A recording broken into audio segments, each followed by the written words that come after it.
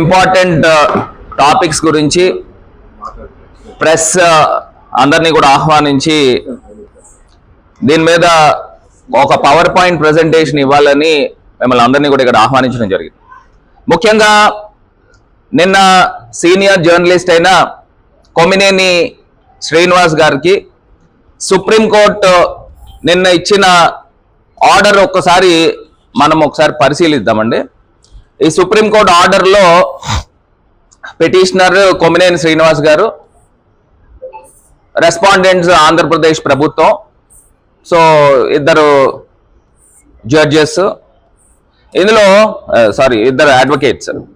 ఇందులో పిటిషనర్ తరపున న్యాయవాది అయిన సిద్ధార్థ్ దావే గారు ఆయన అపియర్ అయ్యి ఒక ఇంట్రెస్టింగ్ సుప్రీంకోర్టు ఇద్దరు జస్టిస్లు వాళ్ళు ఇచ్చిన కన్సిడరేషన్ చూస్తే, considering the petitioner has himself not made any defamatory or derogatory statements and his journalistic participation in live TV shows deserves to be protected within which in turn shall protect the right to freedom of speech అనే అంశాన్ని సాక్షాత్తు supreme court ఇక్కడ ప్రస్తావించడం జరిగింది. ఇందులో 5th point కూడా చూస్తే ఇది ఇంకా interesting point. It is made clear that petitioner shall not either involve himself in making any defamatory statement nor allow any other person to make such statement in his presence in the TV news అని supreme court న్యాయవాదులు వారు ఇచ్చిన order అండి. ఇది clear cut గా supreme court న్యాయవాదులు ఇచ్చిన order ని ఈ రకంగా ఉన్నదాన్ని మరి నిజంగా ఒకటి చూస్తే సాక్షి పైన ఏ రకంగా ఆంధ్రప్రదేశ్ వ్యాప్తంగా సాక్షి ఛానల్స్ అన్నిటి పైన ఏ రకంగా దాడులు చేశారో ఇది నేను అడుగుతా ఉన్నా. నేరుగా తెలుగుదేశం పార్టీ అధినాయకుడు చంద్రబాబు నాయుడు గారిని అడుగుతా ఉన్నా. ఇక్కడ సుప్రీంకోర్టు ఇచ్చిన స్టేట్మెంట్ ఆర్డర్ కాపీ చూస్తే క్లియర్ గా కొమినేని శ్రీనివాస్ గారి యొక్క ఇన్వాల్వ్మెంట్ ఏ రకంగా లేదు. ఫ్రీడమ్ ఆఫ్ స్పీచ్ గురించి సుప్రీంకోర్టు జస్టిస్ ఇచ్చిన ఆర్డర్ మరి తప్పు లేదని మరి అక్కడ నిర్ధారించినప్పుడు మీరు సాక్షాత్తు ప్రేరేపించి ఒక ఆర్గనైజ్డ్ గా ప్రేరేపించి మీ తెలుగుదేశం నాయకులతో మీ తెలుగుదేశం ఎమ్మెల్యేలతో మరి డైరెక్ట్ గా సాక్షి ఆఫీసుల పైన దాడికి పురోగల్పించి మీరు చేసిన కార్యక్రమం నేను అడుగుతా ఉన్నా.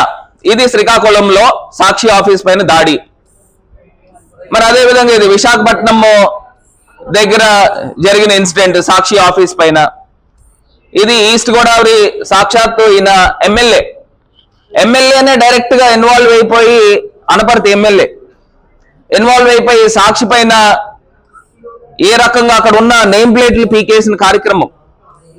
ఇది కాకుండా విజయవాడలో నేను అడుగుతా ఉన్నా, ఏంటండి ఇది అసలు ఎక్కడికి వెళ్ళిపోతా ఉన్నాము? మనం ప్రజాస్వామ్యంలో ఉన్నామా, ఎక్కడున్నాము? ఇది విజయవాడలో, ఇది మంగళగిరి సాక్షి ఆఫీస్లో ఇది డైరెక్ట్ గా పీకేసిన పరిస్థితులు సాక్షి అనే అంశాన్ని. సో ఈ రకంగా ఏలూరులో అయితే డైరెక్ట్ గా సాక్షి ఆఫీసును తగలబెట్టేసిన కార్యక్రమం, డైరెక్ట్ గా లోపలికి వెళ్ళి మంటలు పెట్టేసిన కార్యక్రమం. నేను అడుగుతా ఉన్నా, మరి ఇది ప్రజాస్వామ్యం అంటారా అని అడుగుతా ఉన్నా. దీన్ని ఏమని అంటారో అని అడుగుతున్నా.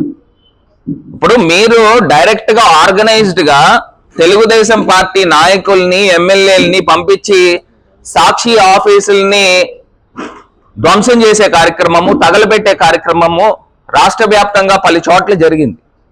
మరి నేను అడుగుతా ఉన్నా, ఇదే చంద్రబాబు నాయుడు గారిని, ఇదే ఆంధ్రప్రదేశ్ రాష్ట్ర పోలీస్ శాఖను అడుగుతా ఉన్నా, ఈ జరిగిన ఘటనల పైన మీరు ఎక్కడెక్కడ ఎవరెవరిపైన కేసులు నమోదు చేశారని అడుగుతా ఉన్నా. ఇది ప్రజాస్వామ్యంలో ఉన్నామా? సుప్రీంకోర్టే డైరెక్ట్ గా ఇది ఫ్రీడమ్ ఆఫ్ స్పీచ్ ని ఇది కాపాడాలి, పరిరక్షించాలి అని సుప్రీంకోర్టే వ్యాఖ్యలు చేసినప్పుడు, మీరు నేరుగా ఇలాగా దాడులు చేయించినప్పుడు వీళ్ళపైన మీరు ఎవరెవరిపైన ఏ కేసులు కట్టారు అని చెప్పేసి నేను సూటిగా ప్రశ్నిస్తా ఉన్నా. దానికి ఆంధ్రప్రదేశ్ డీజీపీ గారు సమాధానం చెప్పాలి. రాష్ట్ర వ్యాప్తంగా సాక్షి ఆఫీసులను ధ్వంసం చేసిన ఘటనలలో ఖచ్చితంగా కేసులు నమోదు చేయాల్సిన అవసరం ఉంది అని కూడా ఈ సందర్భంగా తెలియపరుస్తున్నా. ఇది ఏలూరు అండి, సాక్షాత్ ఏలూరులో సాక్షి ఆఫీసులో ధ్వంసం చేసిన కార్యక్రమం ఇది. అక్కడ పోలీస్ ఇన్స్పెక్టర్ కూడా అక్కడే ఉన్నాడు. సరే, ఇది పక్కన పెడితే నేను అడుగుతా ఉన్నా, ఇదే రేణుకా చౌదరి గారు TV5 లైవ్ షోలో ఆమె మాట్లాడిన అంశం గురించి ఒక్కసారి వినండి. ఆమె ఏ రకంగా సాక్షాత్తు మాజీ ముఖ్యమంత్రి వర్యులు రాష్ట్రానికి ప్రతిపక్ష నాయకుడిని ఏ రకంగా దూషించారో ఒక్కసారి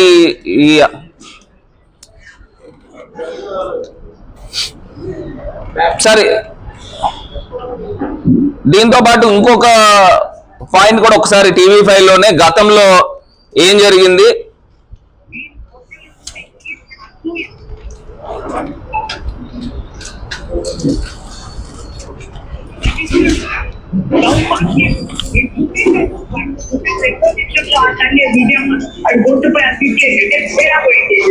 అలాంటి మాట్లాడదు. రేణుక గారు మీ ఆవేశం నాకు తెలుసు, ఒక్కసారి వినండి.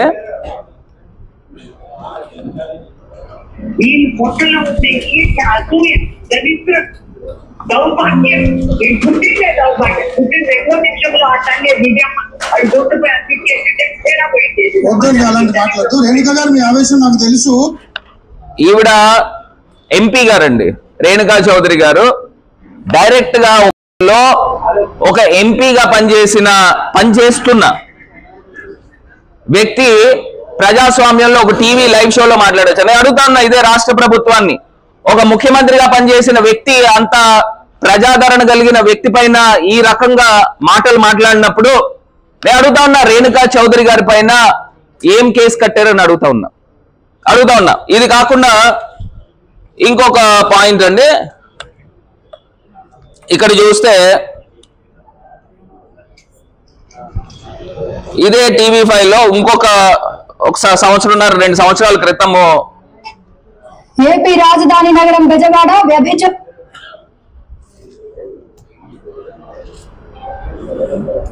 కూపంలా మారిపోతోంది. ఏపీ రాజధాని నగరం బెజవాడ వ్యభిచార కూపంలా మారిపోతోంది. నగరంలో వ్యభిచార కేంద్రాలు పుట్టగొడుగుల్లా పుట్టుకొస్తున్నాయి. నేను అడుగుతా ఉన్నానండి, ఆవిడ అనింది ఏంటి? TV5 ఏపీ రాజధాని బెజవాడ వ్యభిచార కూపంలా మారిపోతా ఉంది. నేను అడుగుతున్నా, ఇప్పుడు ఆంధ్రప్రదేశ్ క్యాపిటల్ అయినా అక్కడ అమరావతి అన్నారు, ఇక్కడ బెజవాడ అన్నారు, వ్యభిచార కూపంలా మారిపోతుందని అన్నారు. నేను అడుగుతా ఉన్నా, మీరు మాట్లాడింది ఏంటి అని అడుగుతా ఉన్నా. ఆంధ్రప్రదేశ్ బ్రాండ్ ఇమేజ్ ఇక్కడ దెబ్బతినట్లేదా అని అడుగుతా ఉన్నా. 100% ఎవరైతే జర్నలిస్ట్ కృష్ణంరాజు మాట్లాడాడో దాన్ని పూర్తి స్థాయిగా వైఎస్ఆర్ కాంగ్రెస్ పార్టీ ఖండిస్తా ఉంది. అసలు అలాంటి మాటలు ప్రజాస్వామ్యంలో మాట్లాడకుండా ఉండవలసింది, దాన్ని పూర్తి స్థాయిగా ఖండిస్తా ఉన్నాం. మరి ఇప్పుడు మీరు మాట్లాడే మాటలు ఏంటని అడుగుతా ఉన్నా. మీరు ఒక జర్నలిజంలో తెలుగుదేశం ఫేవరబుల్ ఉన్న ఛానల్స్ లో ఏ రకంగా మాటలు మాట్లాడుతున్నారు? దీన్ని ఎవరైనా సమర్థిస్తారా? ఈ రకమైన పరిస్థితులు ఆంధ్రప్రదేశ్ రాష్ట్రంలో ఉంది. నేను అడుగుతా ఉన్నా, సాక్షాత్తు పిటిషనర్స్ సుప్రీంకోర్టు, హైకోర్టుని, జ్యుడిషియరీని అప్రోచ్ అయితే గాని ఇవాళ ఆంధ్రప్రదేశ్ రాష్ట్రంలో ఒక సామాన్య పౌరుడికి ఒక గొంతెత్తే వాయిస్ ని న్యాయం జరగదనేది క్లియర్ కట్ గా తేటతెల్లం అవుతా ఉంది. చాలా దురదృష్టకరం. ఈ అంశాన్నితో పాటు నెక్స్ట్ మనము వివిధ అంశాల్లోకి వెళ్తే ఇవాళ రాజమండ్రిలో ఒక నిజంగా చాలా హీనమైన ఘటన రాజమండ్రిలో జరిగింది. ఒక పాప, మైనర్ బాలిక కీర్తి అనే ఒక పాప 2022 నుంచి తెలుగుదేశము క్రియాశీలక సభ్యుడు, సాక్షాత్తు ఇక్కడ స్థానికంగా ఉన్న ఈవీఎం ఎమ్మెల్యే అనుచరుడు. అతను ఒక అమ్మాయిని, మైనర్ బాలిక ఎస్సీ అమ్మాయిని లోబర్చుకుని ఏ రకంగా 2022 నుంచి పరిచయం అని చెప్తా ఉన్నారు. నిన్న ప్రెస్ మీట్ లో కూడా చూసాం. మొన్న 24 డిసెంబర్ నాటికి ఆ అమ్మాయికి ధవళేశ్వరంలో సిఎంసి హాస్పిటల్ సిఎం హాస్పిటల్లో మరి ఎవరి ప్రమేయంతో ఒక అమ్మాయికి అబార్షన్ కూడా కాదు, 8వ నెల వచ్చినప్పుడు 7వ నెల కంప్లీట్ అయినప్పుడు 8వ నెలలకు వచ్చినప్పుడు ఆ అమ్మాయికి సిజేరియన్ చేసి బిడ్డని బయటికి తీశారు. ఆ బిడ్డ బతికే ఉన్నాడు. బయటికి తీసినప్పుడు ఆ బిడ్డను ఒక్కసారి ఇదండి బాబు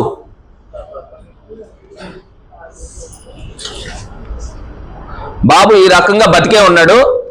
ఈ బాబుని అసలు ఏ రకంగా చంపగలుగుతారని అడుగుతున్నా. ధవళేశ్వరంలో సాక్షాత్తు రాజమహేంద్రవరంలో ఈ రకంగా జరిగింది. ఎవరికి రైట్ ఉంది అని అడుగుతున్నా. అటు తల్లికి లేదు, లేకపోతే అటు తండ్రికి లేదు, డాక్టర్కి లేదు. ఈ బాబుని పొట్టన పెట్టుకున్నారు. నేను అడుగుతా ఉన్నా, ఇదే సాక్షాత్తు ఈ వ్యక్తి క్యాండిడేట్, ఇతను ఈ క్యాండిడేట్ పోలీస్ స్టేషన్లో, ఇతని పేరు సత్యదేవ్ అంట. పోలీస్ స్టేషన్లో 40 రోజుల నుంచి ఆ పాప, వాళ్ళ కుటుంబం, ఆ తల్లి ఇద్దరు కలిపి బొమ్మూరు పోలీస్ స్టేషన్ తిరుగుతూ ఉన్నారు. డిపార్ట్మెంటా పోలీస్ స్టేషన్లోనా కేసులు కట్టల, అక్కడ న్యాయం జరగట్లేదు అని చెప్పి పోలీస్ స్టేషన్లో ఆ అమ్మాయి స్పందనకి వెళ్ళి కలెక్టర్ గారిని వెళ్ళి ఫిర్యాదు చేయడం జరిగింది. ఫిర్యాదు చేస్తే అప్పుడు డిఎస్పీ గారు వీళ్ళందరూ ఇన్వాల్వ్ అయ్యి అప్పుడు ఆ అమ్మాయిని పిలిపించి ఆ అమ్మాయి దగ్గరికి వెళ్ళి ఎవరైతే ఎక్యూజ్డ్ ఉన్నాడో ఎక్యూజ్డ్ని కూడా పిలిపించి అసలు ఏంటి నీ సంగతి, పెళ్లి చేసుకుంటున్నావా లేదా, వారం రోజులు టైం పెట్టాడంట. మరి ఆ వారం రోజుల టైంలో కూడా ఏ రకమైన స్పందన లేదు. లేకపోతే నన్ను అప్రోచ్ అయితే మా మహిళా టీం అంతా కూడా వెళ్ళి ఆమెని బహిర్గతం చేసి ప్రజలకి ఏ ఆడపిల్లకి కూడా ఇలాంటి అన్యాయం జరగకూడదు, ఇమీడియట్ గా పోలీస్ డిపార్ట్మెంట్ కేసు కట్టాలి, కేసు కట్టిపించి ఆ అబ్బాయిని పిలిపించి, మరి అబ్బాయి అబ్స్కాండ్ లో ఉన్నాడో మరి పోలీస్ డిపార్ట్మెంట్ పట్టుకున్నారో తెలియదు, ఖచ్చితంగా ఆ అబ్బాయిని పట్టుకుని ఆ అమ్మాయితో వివాహం చేయించాల్సిన బాధ్యత పోలీస్ డిపార్ట్మెంట్ పైన ఉంది, ఈ ప్రభుత్వం పైన ఉంది.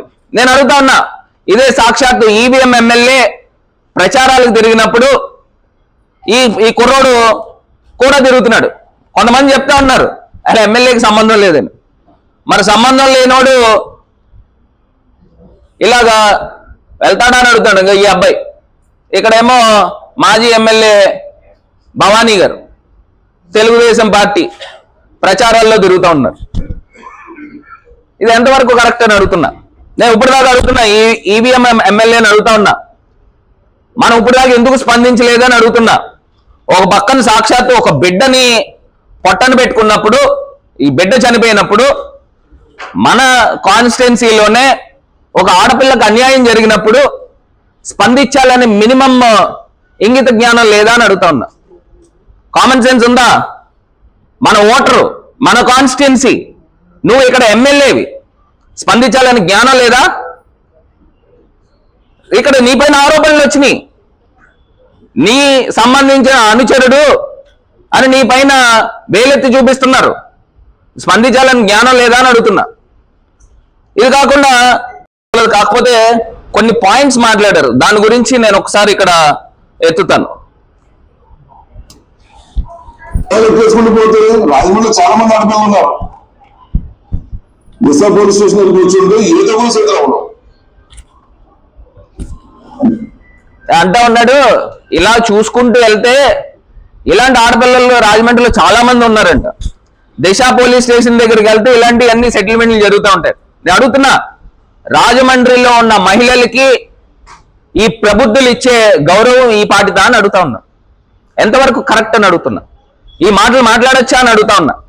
ఇలాంటి అమ్మాయిలు చాలా మంది ఉంటారంట రాజమండ్రిలో. ఇది కాకుండా ఇంకొకటి ఈవీఎం ఎమ్మెల్యే గురించి ఇతను మాట్లాడుతున్నాడు చూడండి. సంబంధం లేదని చెప్పాడు కదా ఈ ఈవీఎం ఎమ్మెల్యే గురించి. ఇంకోటి ఏం చెప్పాడు వినండి. తప్పు జరిగితే శిక్ష పడాలన్నది వాసు గారి ప్రపోజనంగా ఇదే సచివ విషయంలో ఇంత ముందు కూడా జరిగింది. ఆయన్ని క్లారిఫై చేసి వాడికి గట్టిగా వార్నింగ్ ఇవ్వడం జరిగింది. అది కూడా అయ్యింది. ఏం చెప్తున్నాడు?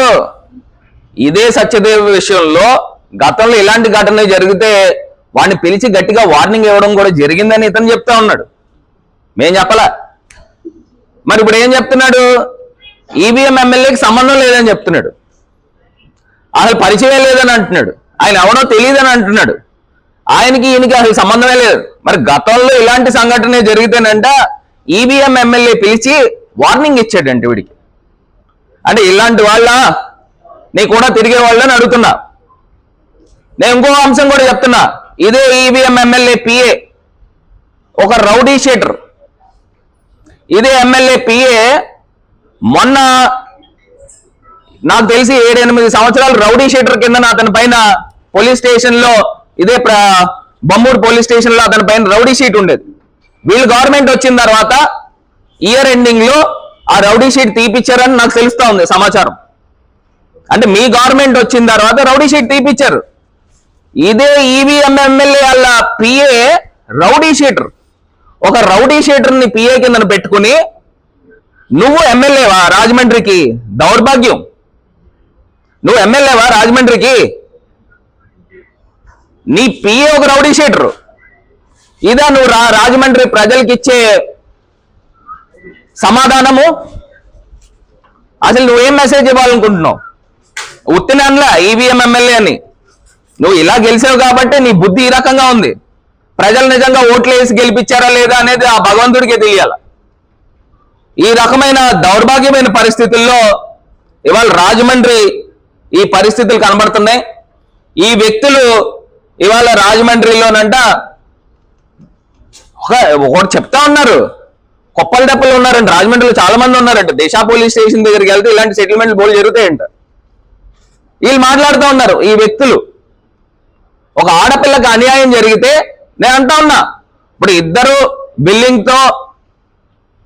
విల్లింగ్ తో సహజీవనం చేస్తున్నారు, కలిసి ఉన్నారు. నేను అడుగుతా ఉన్నా, ఇక్కడ తప్పు ఏంటంటే ఎక్కడంటే ఆ అమ్మాయి మైనర్. 2022లో అమ్మాయి 10వ తరగతి చదువుతా ఉంది, మైనర్.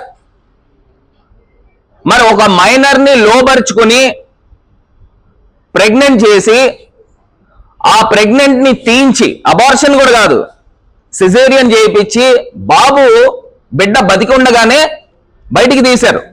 అంటే నెలలు నిండకుండా ఒక బాబుని బయటికి తీస్తే దాన్ని ఇమీడియట్ గా తీసుకొచ్చి ఆక్సిజన్ సప్లై ఇవ్వాలి, బాక్స్ లో పెట్టి ఆక్సిజన్ సప్లై ఇవ్వాలి. మరి బాబుని బయట వదిలేస్తే ఓ 10 నిమిషాలు 15 నిమిషాల్లో చనిపోయాడంట. మనం ప్రజాస్వామ్యంలో ఉన్నామా అని అడుగుతున్నా. ఈ బాబుని ఇలా చంపడము ఎంతవరకు కరెక్ట్ అని అడుగుతున్నా. ఈ బాబు చనిపోయిన తర్వాత కూడా ఇవన్నీ తెలుసు, ఈ ప్రభుత్వానికి, రాష్ట్ర ప్రభుత్వానికి తెలుసు. ఎందుకు స్పందించట్లేదని అడుగుతున్నా. రాష్ట్ర ప్రభుత్వం ఎందుకు స్పందించట్లే?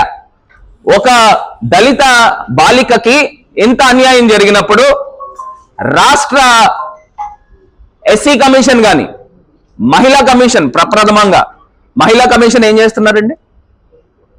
మహిళా కమిషన్ దీనిపైన స్పందించారా? ఎందుకు స్పందించలేదు? రాష్ట్ర ప్రభుత్వం ఎందుకు స్పందించలేదు? ఇదే చంద్రబాబు నాయుడు గారు, ఇదే పవన్ కళ్యాణ్ గారు, ఇదే లోకేష్ గారు ఏం మాట్లాడేవారు? ఆడపిల్లకు అన్యాయం జరిగితే తోలు తీస్తామా? ఈ మాటలు మాట్లాడిన వ్యక్తులు ఎక్కడికి వెళ్ళిపోయారని అడుగుతున్నా. రాష్ట్రంలో ఎన్నో అక్రమాలు, అన్యాయాలు, ఆడపిల్లలపైన అగాత్యాలు అన్నీ జరుగుతూ ఉన్నాయి. మొన్న కూడా తన్మయ్య అనే అమ్మాయికి ఏ రకంగా ఆమె చనిపోయిందో అది మరొక ముందే రోజుకొక ఇన్సిడెంట్ ఈ వెలుగులోకి వస్తున్నాయి. అసలు వెలుగులోకి రాని ఇన్సిడెంట్స్ ఇంకెన్ని ఉన్నాయో. ఇది చాలా దురదృష్టకరము, బాధాకరము. ఆంధ్రప్రదేశ్ రాష్ట్రంలో ఇన్ని అన్యాయాలు జరుగుతూ ఉన్నాయి. ఇప్పటికైనా పోలీస్ డిపార్ట్మెంట్ కూడా, మీరు కూడా రాజకీయాలకు అతీతంగా బయటికి రండి. ఆ అమ్మాయి 40 రోజుల నుంచి పోలీస్ స్టేషన్ చుట్టూ తిరుగుతుందంట. ఎందుకు కేసు కట్టలేదని అడుగుతున్నా. ఎందుకు కేసు కట్టలేదని అడుగుతున్నా. ఆ అమ్మాయి వెళ్ళి కలెక్టర్ గారిని కలిసేదాకా డిఎస్పీ లెవెల్ ఆఫీసర్ ఇన్వాల్వ్ కాల. అప్పుడు ఇన్వాల్వ్ అయ్యి ఆ అబ్బాయి పైన కేసు కట్టడానికి 10 రోజులు కాల వ్యవధి ఇచ్చారు. ఎందుకు ఇచ్చారు అని అంటే ఆ అబ్బాయి పెళ్లి చేసుకుంటాడని వారం రోజులు 10 రోజులు కాల వ్యవధి ఇచ్చారు. ఎందుకు స్పందించట్లేదు అంటే 40 రోజులు. ఇప్పుడు పోలీస్ డిపార్ట్మెంట్ కూడా నిన్న స్టేట్మెంట్ చూసా, ఆ అమ్మాయే కొన్ని రోజులు ఆగండి ఈ అబ్బాయి పెళ్లి చేసుకుంటాడని చెప్పిందని నిన్న డిఎస్పీ గారు స్టేట్మెంట్ చూసా. దానికి ముందర 40 రోజుల ముందర నుంచి ప్రకాష్ నగర్ పోలీస్ స్టేషన్ చుట్టూ తిరిగి కంప్లైంట్ పెట్టి ఆ అమ్మాయి కంప్లైంట్ పెట్టినప్పుడు ఎందుకు స్పందించలేదు? ఈవీఎం ఎమ్మెల్యే ఒత్తిడి ఉందా? ఎవరు ఒత్తిడి ఉంది? ఒక అమ్మాయికి నిజంగా ప్రెగ్నెంట్ అయ్యి బాబుని చనిపోయి ఈ మొత్తం ఈ సబ్జెక్ట్ అంతా సిఐకి పోలీస్ డిపార్ట్మెంట్కి తెలుసు. బొమ్మూరులో ఇంత పెద్ద మేజర్ ఇష్యూ జరిగినప్పుడు డిపార్ట్మెంట్ ఎందుకు స్పందించలేదు? నేను సూటిగా ప్రశ్నిస్తున్నా. నేను ఇంకొకటి చెప్పింది ఏంటంటే ఆ అమ్మాయి సంతకం పెట్టలేదంట. నేను అడుగుతా ఉన్నా, సంతకం పెట్టకుండా ఎందుకు ఉంటారు? 40 రోజుల నుంచి ఆ అమ్మాయికి న్యాయం జరగకపోతే నా దగ్గరకు వచ్చింది. అంటే సిఐ లేకపోతే అక్కడ ఉన్న ఇన్స్పెక్టర్లు చేతులు దులుపుకుంటున్నారా మట్టెండుకోకుండా? ఎవరు రాజకీయ ఒత్తిళ్లు ఉంటే మీరు కేసు కట్టలేదు? ఇవాళ నేను ప్రశ్నిస్తున్నా.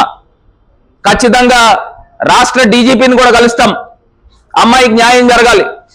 ఇలాంటి ఘటనలు పునరావృతం కాకుండా రాష్ట్ర వ్యాప్తంగా చర్యలు తీసుకోవాలి. కఠినాతి కఠినమైన శిక్షలు వేయాలి.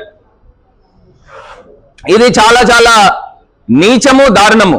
ఇమీడియట్ గా ఇప్పుడైనా కానీ ఈ ప్రభుత్వము స్పందించి ఆ అబ్బాయిని పట్టుకుని, నువ్వు ఏదైతే ఆ అమ్మాయిని లోబర్చుకుని ఆ అమ్మాయికి అన్యాయం చేశావో న్యాయం చేయాలని అంటే అమ్మాయి కోరుకుంటోంది. ఏమని కోరుకుంటుంది? నాకు ఆ అబ్బాయితో పెళ్లి కావాలి అని కోరుకుంటా ఉంది. ప్రభుత్వము, మహిళా కమిషన్ మీరు ఇమీడియట్ గా స్పందించి ఆ అబ్బాయికి కౌన్సిలింగ్ ఇప్పించి ఆ అమ్మాయితో వివాహం చేయించడమే దీనికి న్యాయము. ఎందుకంటే అమ్మాయి కోరుకుంటుంది. ఆ అమ్మాయి కోరుకుంటుంది కాబట్టి వివాహం చేయించాలని ఈ ప్రభుత్వాన్ని డిమాండ్ చేస్తా ఉన్నాము. ఇక్కడ ఇంకొక పాయింట్ కూడా అమ్మాయి నిన్న ప్రెస్ మీట్ లో చెప్పింది కూడా ఏంటంటే, నీ కులం వేరు నా కులం వేరు, ఎలా పెళ్లి చేసుకుంటానని మాట్లాడుతూ ఉంది. అది ముందర తెలియదా మీకు? ఇది దారుణాతి దారుణమైన ఘటన. ప్రభుత్వం స్పందించాలి. రాష్ట్ర డీజీపీ గారు కూడా స్పందించి ఇమీడియట్ గా డిపార్ట్మెంట్ ఎందుకు 40 రోజుల నుంచి తాత్సారం చేశారు, కలెక్టర్ గారి దగ్గరికి స్పందనకి వెళ్ళిన తర్వాత కానీ ఆ అమ్మాయికి డిఎస్పీ లెవెల్ ఆఫీసర్ ఎందుకు యాక్షన్ తీసుకోలేదో ఈ అన్నిటిపైన ఎంక్వైరీ చేయాలని నేను పూర్తి స్థాయిగా డిమాండ్ చేస్తా ఉన్నా. రాష్ట్ర వ్యాప్తంగా ఇదా 89 లక్షల పైచిలకు మహిళలు, చిన్నపిల్లలు తల్లికి వందనముకి అర్హురాళ్ళు కిందన 89 లక్షల మంది ఉన్నారు. ఈ 89 లక్షల మందికి నేను అడుగుతున్నా, సుమారుగా 13,000 కోట్ల రూపాయలు సంవత్సరానికి తల్లికి వందనానికి బడ్జెట్ పెట్టాలి. మీరు బడ్జెట్ ఎంతమందికి పెట్టారు? ఎన్ని వేల కోట్ల రూపాయలు పెట్టారు? ఎంతమందిని మీరు డిలీట్ చేస్తూ ఉన్నారు? అంటే నా నోటీస్కి వచ్చింది. అక్కడ చెప్పడం ఏంటంటే నెలకి ఆదాయం అంట 10,000 మించకూడదంట. 10,000 మించితేనంట తల్లికి వందనం కట్ చేస్తారంట. అసలు వైట్ కార్డ్ అంటే ఏంటండి? అసలు వైట్ కార్డ్ దాని యొక్క మీనింగ్ ఏంటి అని అడుగుతున్నా. బీపీఎల్, బిలో పావర్టీ లైన్ అంటే వైట్ కార్డ్. ఆల్రెడీ గవర్నమెంట్ నిర్ధారించింది. వైట్ కార్డ్ మంజూరు చేశారని అంటే నువ్వు బిలో పావర్టీ లైన్ లో ఉన్నావు, నువ్వు పథకాలకి, గవర్నమెంట్ ఇచ్చే పథకాలకి అర్హురాళ్ళు అని దానికి అర్థం. మళ్ళీ దీనికి ఒక ఇన్కమ్ సర్టిఫికేట్ తీసుకొచ్చి, అంటే ఇందులో వైఎస్ఆర్ కాంగ్రెస్ పార్టీ సానుభూతి పరులు కానీ మద్దతుదారులు కానీ ఉంటే వాళ్ళని తొలగించే కార్యక్రమం చేస్తా ఉన్నారా ఈ ముసుగులో అని అడుగుతా ఉన్నా. ఇది కాకుండా రాష్ట్ర వ్యాప్తంగా ఇంకా 89 లక్షల మంది ఎవరైతే విద్యార్థులు ఉన్నారో 1 ఇయర్ బకాయి, అంటే లాస్ట్ ఇయర్ బకాయి సుమారుగా 13,000 కోట్ల రూపాయలు ఈ రాష్ట్ర ప్రభుత్వము, చంద్రబాబు నాయుడు గారి ప్రభుత్వం బాకీ ఉన్నారు. రాష్ట్ర వ్యాప్తంగా ఉన్న 89 లక్షల మంది విద్యార్థులకి 15,000 రూపాయలు చొప్పున బకాయి ఉన్నారనేది మర్చిపోబాకండి.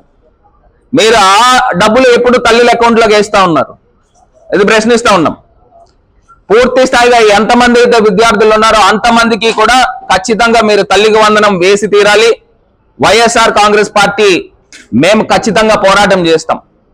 ఇది కాకుండా చంద్రబాబు నాయుడు గారు ఏమని మాట్లాడారంటే ఇంక సూపర్ 6 అయిపోయింది, ఇంకా సూపర్ 6 గురించి ఎవరైనా మాట్లాడితే నాలిక అన్నాడు. అంటే నాలిక అంటే ఏంటి? మీ నాలిక అన్నాడు. అసలు ఇలా మాట్లాడచ్చా? సూపర్ 6 ఎక్కడైపోయిందండి? అసలు ఎక్కడైపోయింది సూపర్ 6? మీరు రైతు భరోసా చేశారా? మహిళలకి నీకు 15,000 అన్నారు. 15,000 మాట పక్కన పెడితే 13,000 వేస్తున్నారని విన్నాను. మరి 18,000 ఏమైందని అడుగుతున్నా. మరి 18 సంవత్సరాలు దాటిన ప్రతి మహిళకి కూడా 18,000 వేయాలి కదా సంవత్సరానికి, అంటే నెలకి 1,500. ఇది కాకుండా 50 సంవత్సరాలు దాటిన బీసీ ఎస్సీ మహిళలకి, మైనారిటీ మహిళలకి మీరు పెన్షన్ ఇస్తా అన్నారు 4,000 రూపాయలు. మరి ఎక్కడ ఉంది? ఎక్కడ ఇస్తా ఉన్నారు? సూపర్ 6 ఎక్కడైపోయిందండి? సూపర్ 6 ఎక్కడైపోయింది? నిరుద్యోగులకి 3,000 రూపాయలు నిరుద్యోగ భృతి ఇస్తా అన్నారు. ఎక్కడిచ్చారు? మరి సూపర్ 6 ఎక్కడైపోయింది? వాళ్ళ ప్రారంభమే పూర్తిగా కాల, ఇంక సూపర్ 6 అయిపోయింది, ఇంకెవరైనా మాట్లాడితే మీ నాలుక అని మింగేశారు. ఇది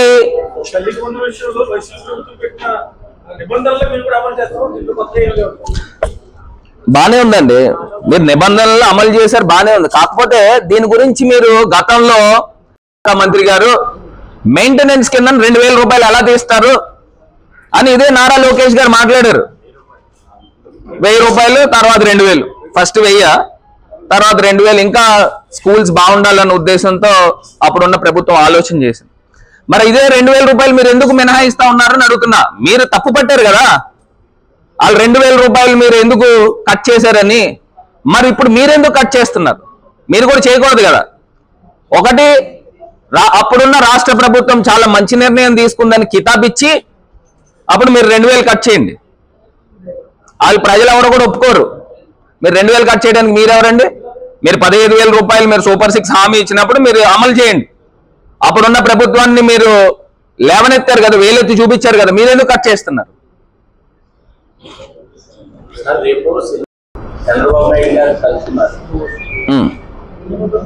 దేనికండి? దేనికండి? దేనికి కలిసి? ఇప్పుడు ఒకటండి, ఇప్పుడు అందరూ బతకాల. ఇటు హీరోలు, డైరెక్టర్లు, ప్రొడ్యూసర్లతో పాటు ఎగ్జిబిటర్లు, అదేవిధంగా డిస్ట్రిబ్యూటర్స్, వీళ్ళందరూ బతకాల. ఇక్కడ ఎలా కనబడుతోందంటే గతంలో జగన్మోహన్ రెడ్డి గారు కూడా ప్రజలకి, సినిమా సామాన్యులకి అవకాశం కల్పించాలని టికెట్లు నియంత్రణ చేశారు రేటు విషయంలో. అప్పట్లో మరి నెంబర్ ఆఫ్ ఫుట్ ఫాల్స్ థియేటర్స్కి వస్తే ఖచ్చితంగా ఎగ్జిబిటర్లు బతుకుతారు, డిస్ట్రిబ్యూటర్లు బతుకుతారు. ఇక్కడ 1,000 కోట్ల రూపాయల సినిమాకి ఆదాయం వస్తుంది. ఈ 1,000 కోట్ల రూపాయల సినిమా ఆదాయం ఎవరికి వెళ్తుందండి? హీరోలకు వెళ్తుంది, డైరెక్టర్లకు వెళ్తుంది, ప్రొడ్యూసర్లకు వెళ్తుంది. మరి ఎగ్జిబిటర్లకి, డిస్ట్రిబ్యూటర్లు నష్టపోతా ఉన్నారు. అందరూ సమానంగా బతకాలంటే ఎప్పుడైతే రేట్లు నియంత్రణ జరుగుతుందో ఖచ్చితంగా సినిమా షోస్ కూడా ప్రజలు వస్తారు. ఇప్పుడు సినిమా టికెట్ నాకు తెలియదు ఎంత ఉందో, 200, 250 ఎంత ఉంది. అది అప్పట్లో ప్రభుత్వం బాగా నియంత్రణ చేసి సకానికి తగ్గించారు. తగ్గించినప్పుడు మొత్తం ప్రజలందరూ కూడా వస్తారు, సామాన్యుడికి అవకాశం కల్పించారు. మరి ఇప్పుడు కేవలము ఈ బడాబాబులు బతకడానికి, ఆ నలుగురు బతకడానికి మరి ఇప్పుడు ఉన్న ప్రభుత్వాలు నిర్ణయాలు తీసుకుంటే ఇలానే ఉంటాయి పరిస్థితులు. చంద్రబాబు నాయుడు గారు కూడా ఇది చెప్పాలా, మీరు రేట్లు తగ్గించండి, అప్పుడు ఖచ్చితంగా ఎగ్జిబిటర్లను వీళ్ళందరూ కూడా సినిమాలు వేయడానికి ముందుకు వస్తారు. ప్రతి రాష్ట్రంలో కూడా పర్సంటేజ్ జరుగుతూ ఉంది. ఏదైతే సినిమాకు వచ్చే కలెక్షన్లో ఎగ్జిబిటర్లకి ఇంత పర్సంటేజ్ వెళ్ళాలని. ఆంధ్రప్రదేశ్లో జరగట్లే, తెలుగు రాష్ట్రాల్లో నాకు తెలిసి. దానిపైన కూడా ఒకసారి పునరాలోచన చేసుకుని ఎగ్జిబిటర్లు, డిస్ట్రిబ్యూటర్లు కూడా బతికే విధంగా సినిమా ఇండస్ట్రీ 4 కాలాల పాటు బాగుండాలి అని అంటే ఈ రకమైన నిర్ణయాలు తీసుకుంటే బాగుంటుంది అనేది నా అభిప్రాయం.